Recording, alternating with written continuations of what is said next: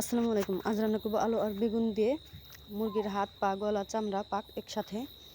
আর এগুলোর সাথে আমি দিয়ে দিছি মাঝারি সাইজের 3টি আলু, এগুলো আমার কেটে ধুয়ে নেওয়া হয়ে গেছে। আর 3টি বেগুনগুলো আমার কেটে ধুয়ে নেওয়া হয়ে গেছে। আর সাথে নিয়ে নিচ্ছি কাঁচামরিচ, পেঁয়াজগুলো কাটা। সাথে দিয়ে দিছি গরম মশলা আর কিছু পরিমাণ জিরা।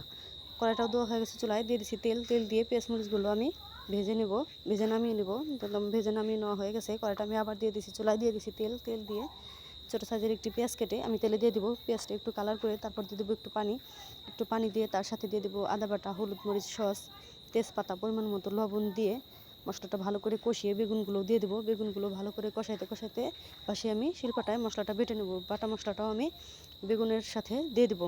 দিয়ে ভালো করে কষিয়ে তারপর আমি মুরগির হাত, পা, চামড়াগুলো দিয়ে দেবো।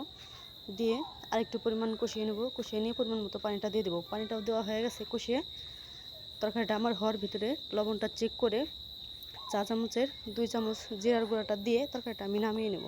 তো তরকারিটা আমার রান্না করা হয়ে গেছে। তরকারিটা আমি কড়াইটা সহ চুলাই থেকে নামিয়ে নিছি, আলাদা এখন বেড়ে নেব। তো আমার তরকারির পরিমাণটা বেশি, সেজন্য আমি 2টার ভিতরে তরকারিটা বেড়ে নিছি। তো আপনারা ওইভাবে আলু বেগুন দিয়ে মুরগির হাত, পা, চামড়া, গলা রান্না করে খেয়ে দেখতে পারেন। তো এভাবে রান্না করলে কিন্তু অনেক মজার। তো খোদা হাফেজ, ভালো থাকবেন।